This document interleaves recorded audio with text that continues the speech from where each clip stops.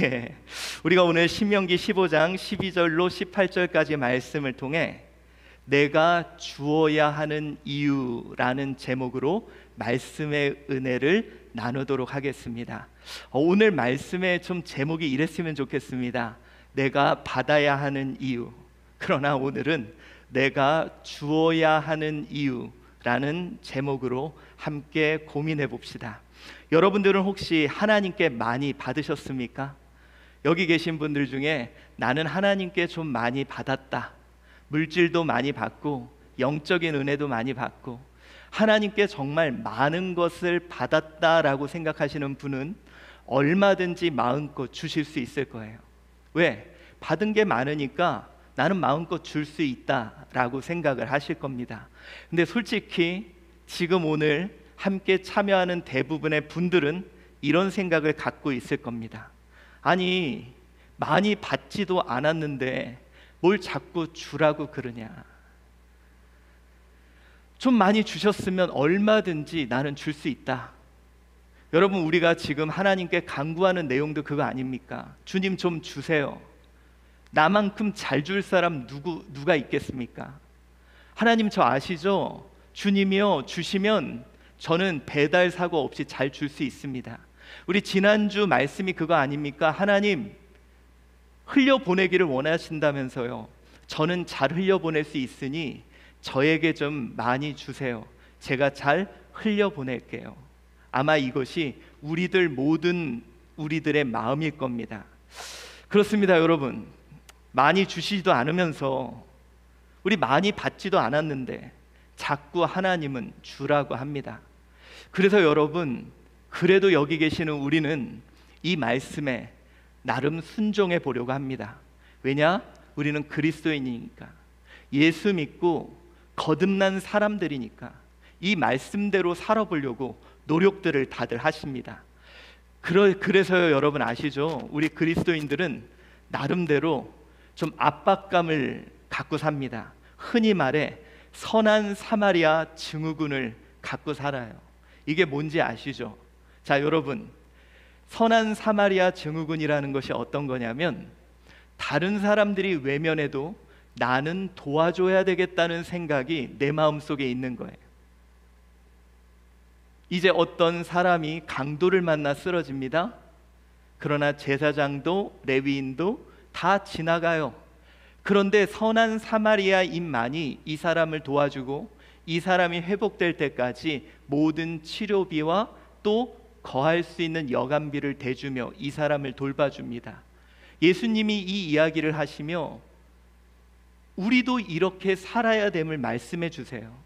그러다 보니 우리 믿는 사람들은요, 아 그래, 나도 도와야 돼, 나도 줘야 돼, 아낌없이 줘야 되는 것이 우리야.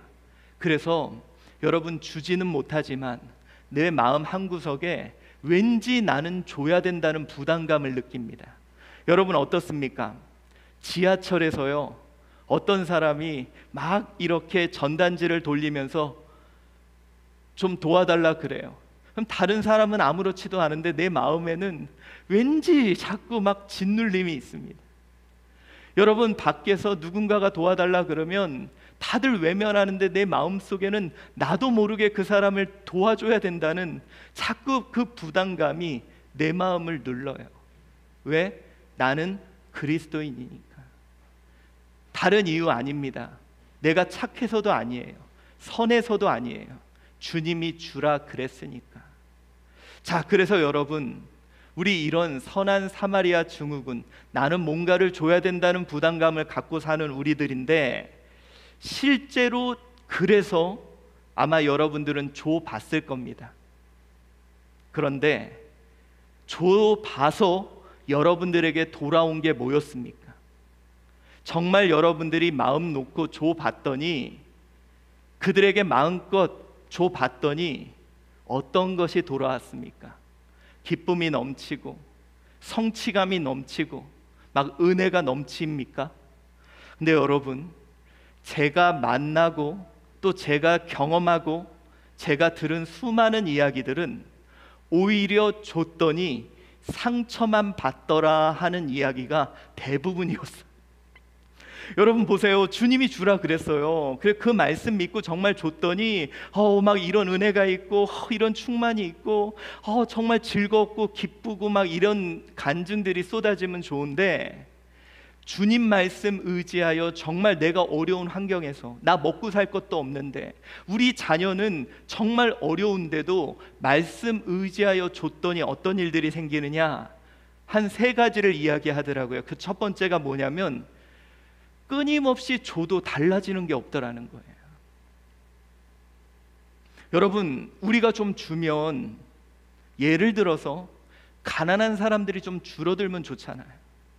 우리가 주면 좀 힘든 사람이 사라지면 좋잖아요. 근데 변함이 없는 거예요.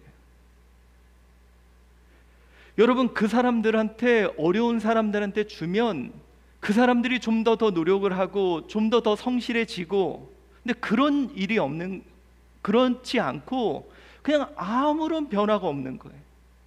마치 밑 빠진 독에 물을 붓는 것처럼 내가 정말 이 일을 계속해야 되나? 이렇게 하는 것이 의미가 있나? 라는 생각이 들 정도로 정말 내가 정말 이걸 왜 해야 되나? 라는 생각이 들 정도로 성취감을 얻을 수 없는 일이 주는 일이 아닌가 합니다. 아마 여러분도 느껴보셨을 거예요. 내가 이 사람을 조금 도와주면 이 사람이 뭔가 달라지고 변화가 되고 새로운 삶을 살아가는 게 아니라 그냥 똑같은 삶이에요. 성취감이라도 내가 좀 느껴야 되는데 그걸 느끼지 못하더라는 거예요. 저한테 말합니다. 목사님, 도와줘봐야 달라지는 거 없습니다. 도와줘봐야 변하는 거 없습니다. 굳이 이걸 우리가 왜 해야 되냐라고 반문을 하더라고요. 또 이런 얘기를 합니다. 이렇게 줘봤는데 오히려 그들이 감사한 마음을 느끼지 않는다는 거예요. 여러분 보세요. 아마 여러분들도 주님이 주라 그래서 줘봤을 거예요. 그러면 그들이 감사합니다, 정말 정말로 감사하네요, 이런 말을 좀 하면 좋은데, 그래요? 안 그래요. 오히려 감사한 게 아니라 더, 옛날에 그런 말이 있죠. 호의가 계속되면 권리인 줄 안다 라는 것처럼 너는 돕는 사람이고 그것이 당연한 거야 라고 생각을 하는, 그래서 여러분, 주는 사람일수록 오히려 더 상처를 받는다는 거예요. 나는 열심히 없는 살림 속에 그 사람을 도와. 근데 오히려 그 사람은 나보다 더 많은 것을 누려. 그러면서 나에 대한 감사한 마음을 표하지 않아요. 여러분 그거 아시죠? 예수님이 한센병자, 주님께 간구하며 도와달라고 외치는 자들을 낫게 해줬어요. 근데 10명 중에 주님께 돌아와 감사를 표한 자는 한 명밖에 없어요.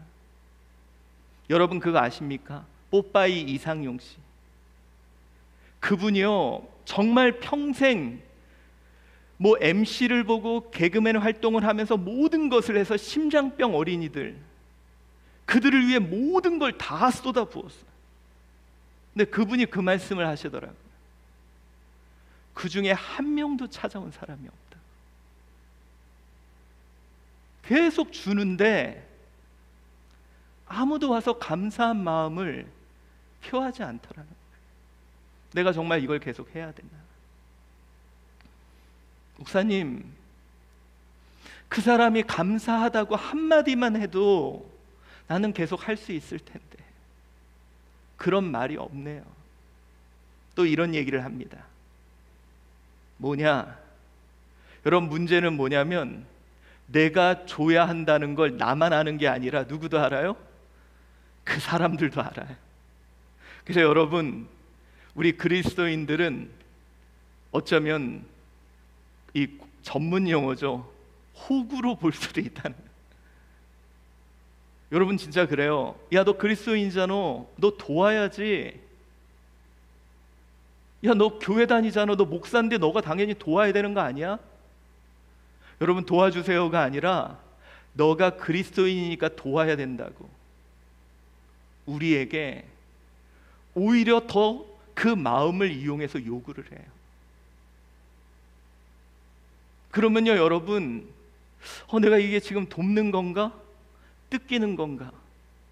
이런 생각까지 하게 만든다는 거예요. 여러분, 오늘 본문 상황도 생각을 해보세요.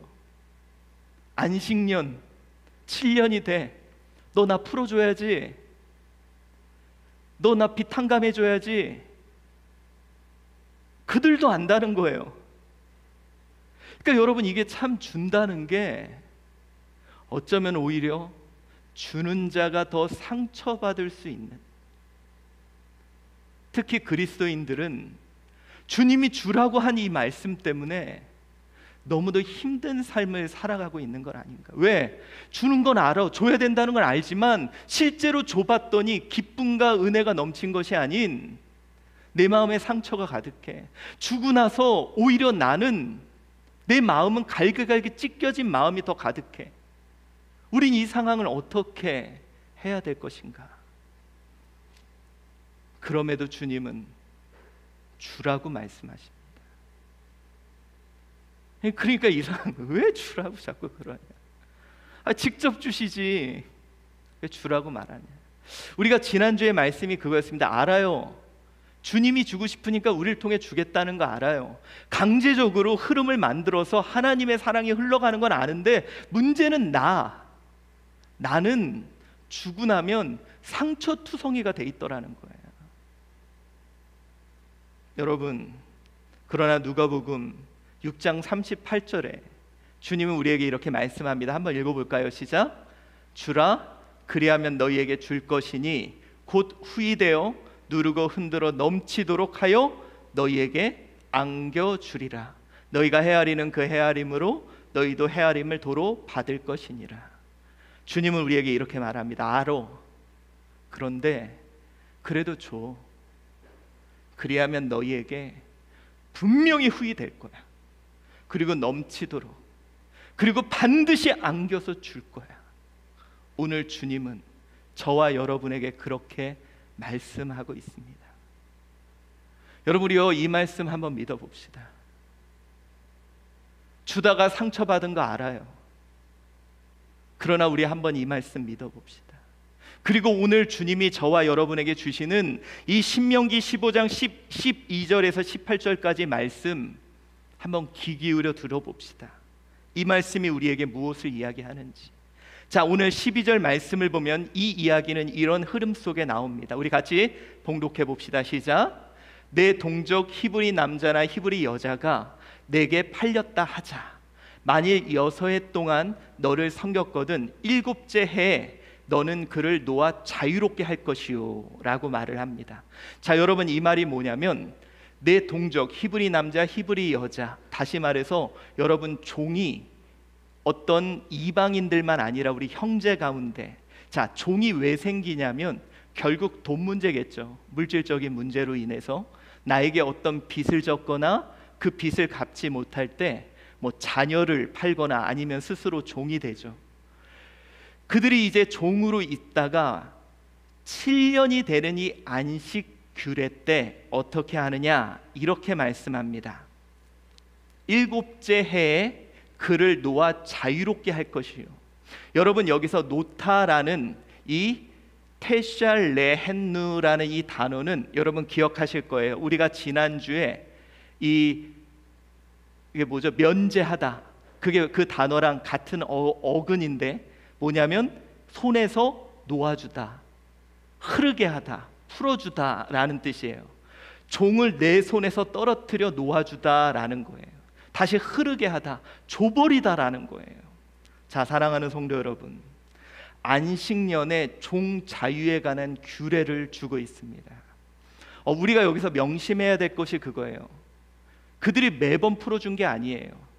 7년에 한 번 정확한 규칙을 주고 이때만큼은 흐르게 하라고 말씀을 주신 거죠.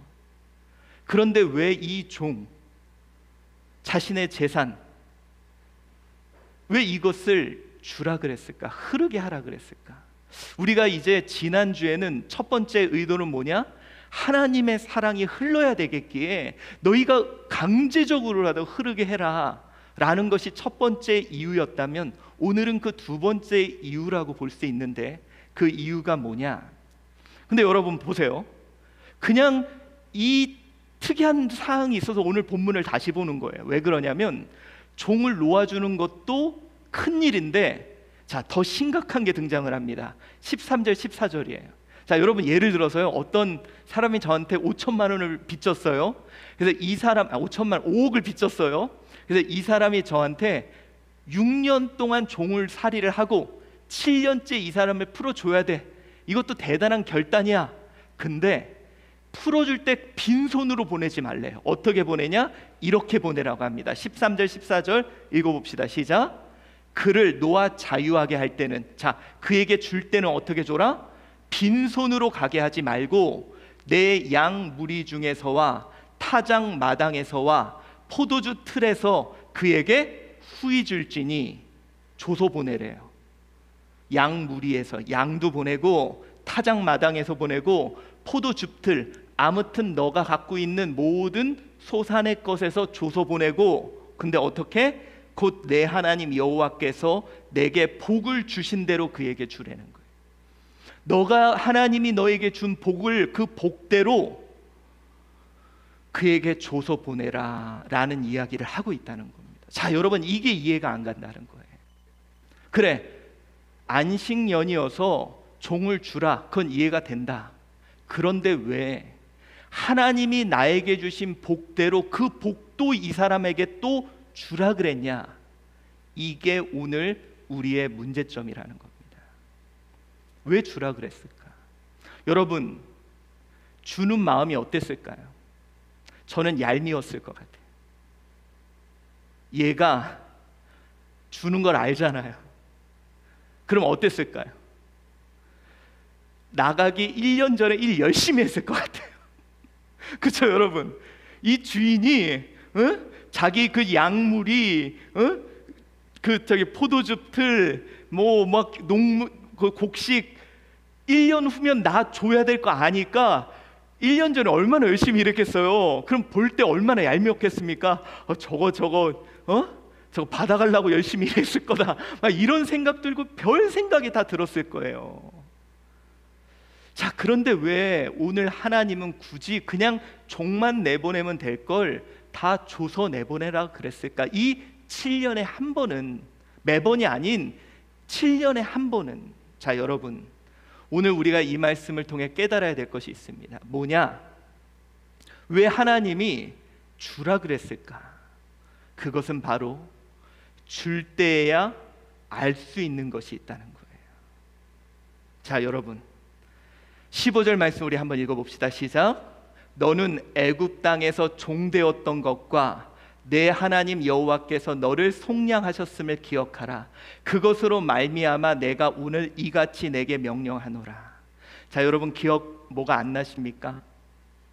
아까 종에서 해방될 때 그냥 보내지 않고 다 소산을 싸서 보냈던 그 장면이 뭐에 연상되지 않으세요?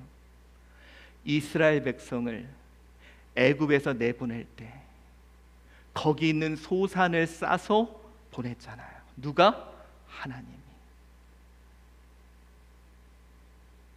자, 여러분, 오늘 본문에서 너는 애굽 땅에서 종되었던 것과 내 하나님 여호와께서 너를 속량하셨음을 기억하라. 그것으로 말미암아 내가 오늘 이같이 내게 명령하노라. 이 말씀이 뭐냐면 그것으로 말미암아 명령했다는 거예요. 여기서 본문에 알켄이라는 이 단어는 뭐냐면 이 명령의 이유가 이것 때문이라는 거예요.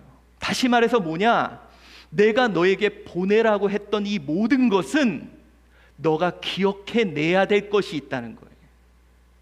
여러분, 이 말씀이 뭐냐? 결국은 사람은 받은 것은 잘 기억이 안 나요. 이건 너무 희한한 일입니다. 여러분, 그거 아세요? 내가 받은 게 잘 기억이 안 난다는 거 아세요? 내가 준 거는 철저하게 기억이 나거든요. 근데 내가 받은 건 잘 기억이 안 나요. 쉽게 얘기합시다. 여러분, 다른 사람한테 빌려준 돈은 다 기억이 나죠? 근데 희한하게 내가 누구한테 갚아야 될 돈은 내 돈같이 느껴지지 그 사람 돈같이 느껴지지 않아요. 내가 받은 것은 그냥 당연하게 내 거라고 생각이 들어요. 이것이 바로 우리 사람들입니다. 그래서 너무도 특이하게 받은 것을 사람들은 잘 기억을 못해서 어떤 증상이 나타나냐? 첫 번째는 아무리 받아봐야 달라지는 게 없습니다. 아까 제가 얘기했죠. 우리가 그렇게 하잖아요. 저 사람 줘봐야 달라지는 거 없다고. 우리도 그렇잖아요. 여러분, 부모님이 우리에게 많은 사랑 베풀어도 우리 달라지는 거 없었잖아요. 하나님이 우리에게 많은 거 베풀어 줘봐야 우리 달라지는 거 없었잖아요. 우리 받아봐야 달라지는 거 없어요. 여러분, 주님이 우리에게 시간 줘봐야 달라지는 거 없다니까요. 여러분, 주님이 우리에게 말씀의 은혜를 줘봐야 달라지는 거 없다니까요. 왜? 우리 받은 줄 몰라요. 여러분, 내가 얼마나 큰 것을 받고 있는지 우리 모른다니까요. 여러분이 영적으로 얼마나 큰 걸 받고 있는지 모르시죠? 여러분이 얼마나 큰 은혜들을 받고 있는지 모르시죠? 몰라요. 그래서 그거 받아도 달라지는 거 없어요. 그래서 뭔지 아세요? 그래서 감사한 마음이 없는 거예요. 내가 받은 게 큰지를 모르고 내가 받은 게 뭔지를 모르니까 감사한지 모르는 거예요. 그리고 뭔지 아세요? 그 마음을 이용해서 더 큰 거 그냥 달라고 말하는 거예요. 여러분, 이것이 받은 자의 마음입니다. 아까 우리가 얘기했잖아요. 그 사람 줘봐야 달라지는 거 없고, 그 사람 줘봐야 감사한 줄 모르고, 그 사람 줘봐야 더 큰 거 요구한다고. 그게 바로 누구냐? 나예요. 받은 자. 받은 자는 내가 받은 것에 대해 잘 몰라요. 그래서 하나님은 어떻게 했느냐? 내가 받은 것을 어느 때 알 수 있느냐? 내가 받은 것의 크기는 줄 때야 비로소 알게 되는 겁니다. 여러분, 혹시 그거 아십니까? 아르키메데스라는 사람이 있습니다. 이 사람에게 너무도 어려운 숙제가 하나 주어졌습니다. 그게 뭐냐면, 왕이 왕관에서 금을 이제 의뢰를 맡겼는데, 이게 과연 금이 순금이냐 아니면 뭘 섞었냐, 왕관을 훼손하지 않고 그것을 알아봐 달라고 이야기를 할 때, 아니 이것을 훼손을 하지 않고 어떻게 알 수 있을까? 그때 아르키메데스가 이 왕관의 그런 어떤 부피와 이것을 어떻게 알았냐? 물에 들어갔을 때 물이 넘친 양을 보고 왕관의 부피를 알았습니다. 물이 넘친 양을 보고. 이것처럼 여러분, 사람은요 절대로 내가 받은 은혜, 내가 받은 복, 내가 받은 사랑의 크기를 절대로 그냥은 모릅니다. 어떻게 아는지 아세요? 마치 이 아르키메데스가 왕관을 물속에 놓고 물이 넘친 걸 보고 그만큼의 크기를 보면서, 아, 왕관의 부피가 이만큼이었구나라는 걸 알 수 있듯이, 우리도 내가 줄 때에야 비로소 내가 받은 것의 크기를 알 수 있는 것입니다. 그래서 오늘 본문이 이거예요. 너가 하나님께 복을 받은 만큼 한번 줘봐라. 그래야 너가 줘봤을 때 너가 하나님께 얼마나 큰 것을 받았는지 그때야 비로소 알게 된다는 거예요. 여러분, 한번 줘봤습니까? 아, 목사님, 받는 게 복이잖아요. 아니요. 진짜 한번 줘봤습니까? 줄 때 내가 받은 것이 얼마나 큰 복인가를 비로소 알게 돼요. 여러분, 3대가 있습니다. 자, 이 아버지는 아들이었죠. 아빠에게, 부모에게 큰 사랑을 받습니다. 기적 같은 복이죠. 근데 그거 받은 거 알까요? 몰라요. 사춘기 때 이런 얘기를 꼭 하죠. 저한테 해준 게 뭐가 있어요? 이거 제가 했던 얘기잖아. 근데 내가 받은 그 사랑을 어느 때 아는지 아세요? 내가 받은 그 복을 어느 때 아는지 아세요? 이 아이한테 그 사랑을 할 때, 줄 때. 여러분, 제가요, 저희 아이들 요즘에 하는 게 있어요. 밤마다 가서 아이들 모기향 갈아주고 잘 때 이불 덮어주고. 근데 여러분, 그걸 하면서 저한테 내가 받았던 것들이 그때야 보이더라고요. 제가 이걸 안 했다면 안 보일 거예요. 저는 오늘 본문 말씀이 누구보다 이해가 돼요. 줘 봐라. 그래야 너가 받은 걸 알게 될 거야. 너가 해봐라. 너가 줘야만 나한테 받은 걸 알 수 있다는 거예요. 여러분,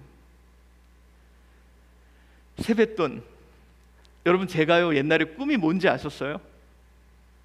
저게 꿈이 뭐였냐면 세뱃돈을 좀 많이 주는 사람이 되고 싶다. 예, 그 옛날에 제가 세뱃돈을 받으면요 기껏해야 막 1,000원, 2,000원. 그래서 여러분, 제가 옛날에 그런 생각을, 내가 만약에 목사님이 되면 세뱃돈을 우리 애들을 만나면 최소한 10,000원 이상을 줘야지, 막 이렇게 생각을 했거든요. 근데 여러분, 제가 이제 목사님이 돼서 세뱃돈을 줘야 될 사람이 되니까 여러분, 주일학교도 10,000원씩만 해서 얼마예요? 이게, 그래서 제가 이렇게 주는 사람 입장에서 줘보니까 이게 또 보통 일이 아니더라고요. 여러분, 줘봐야 준 사람의 마음을 그제서야 알고 내가 받은 것이 얼마나 큰 은혜였다는 걸 비로소 알게 돼요. 받은 사람은 몰라요. 자기가 얼마나 큰 걸 받은 건지. 받아만 온 사람은요 모른다니까요. 그래서 그 사람은 받아만 왔기 때문에 감사한 줄도 모르고 더 큰 걸 요구하고 매번 그런 것뿐이에요.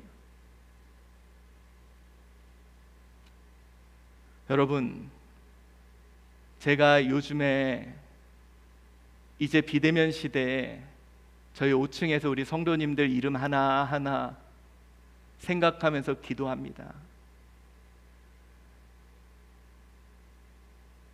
옛날에는 저희 성도님들이 저를 위해 기도한다는 게 그렇게 와닿지 않았거든요.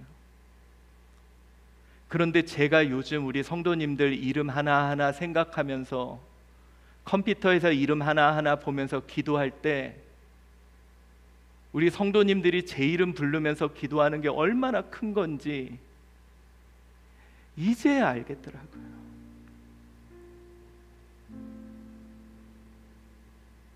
여러분, 줄 때야 이 사람하고 나와의 관계가 아니에요. 여러분, 매일 주라는 거 아니에요. 7년에 한 번 내가 마음껏 줘봐라. 그러면 내가 받은 게 얼마나 큰 건지를 알 수 있다는 거예요. 여러분, 성도들을 위해서 기도해 보세요.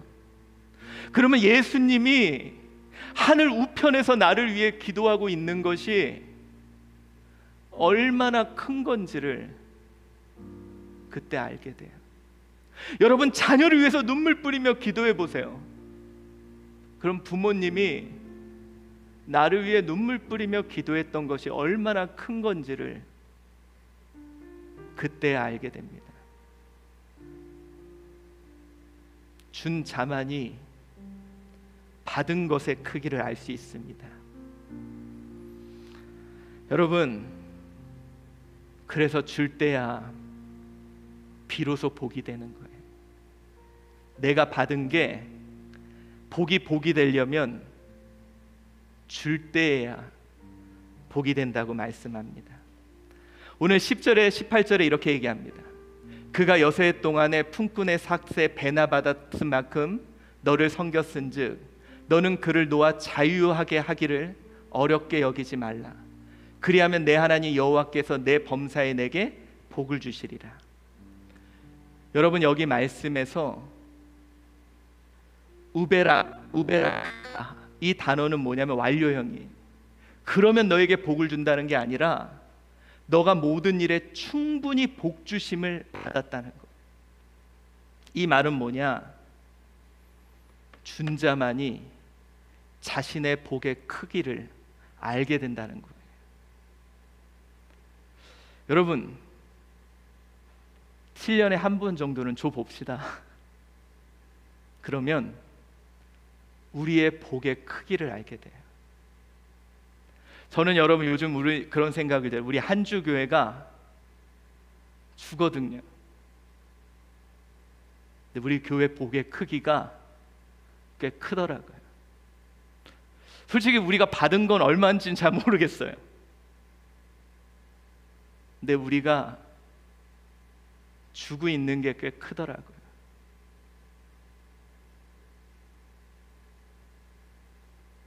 우리가 주고 있는 것의 크기가 바로 우리의 복이에요.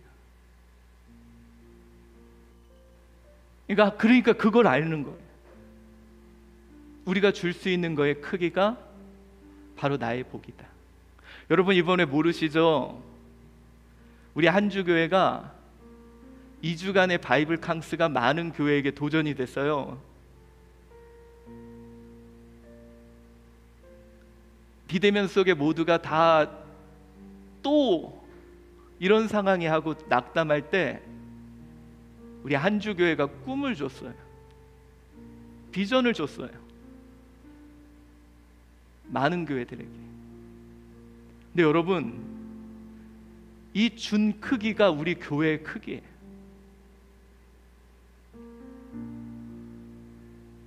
줘봐야 나의 복의 크기를 알 수 있는 거예요.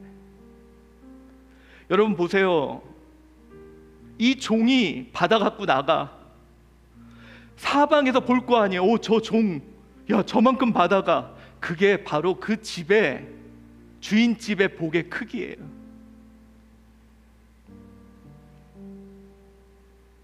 그래서 주라는 거예요.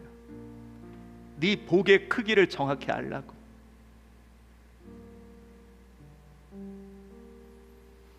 여러분, 우리요 그렇게 한번 줘봅시다. 내가 받은 복의 크기를 알아야 돼요. 내가 받은 복의 크기를 알아야 돼요. 그 복의 크기를 알고 그 복의 크기만큼, 아니 그 이상의 것을 우리 세상으로 흐르게 할 수 있는 저와 여러분 됩시다. 사도행전 20장 35절에 주님이 이렇게 말씀했죠. 우리 마지막 이 구절 한번 읽어봅시다. 범사에 여러분에게 모범을 보여준 바와 같이 수고하여 약한 사람을 돕고 또 예수께서 친히 말씀하신 바 주는 것이 받는 것보다 복이 있다 하심을 기억하여야 할지니라. 주는 것이 받는 것보다 복이 있다. 주는 크기만큼이 너의 받은 복의 크기야. 주는 것이 없다면 아무리 많은 것을 받았더라도 없는 거와 마찬가지예요. 여러분, 우리요 오늘 이 시간 기억합시다. 주어봐야 복이 된다. 주는 크기만큼이 바로 우리의 복이다. 저는 우리 교회가 더 많은 걸 줬으면 좋겠습니다. 우리 그랬죠. 대한민국 막둥이들 우리가 다 책임지겠다고. 이 열방의 막둥이들 우리가 다 책임지겠다고. 저는 그게 우리 교회의 복이었으면 좋겠어요. 주는 크기만큼이 바로 우리의 복이니까. 여러분, 이 주인집에서 종들이 나갈 때마다 다 풍성히 받아갖고 나가. 그래서 이 중간에 종들이 안 나가려고 그러는 거예요. 그 집에 계속 머물려고 하는 거예요. 왜? 그 집이 복 있는 집이니까.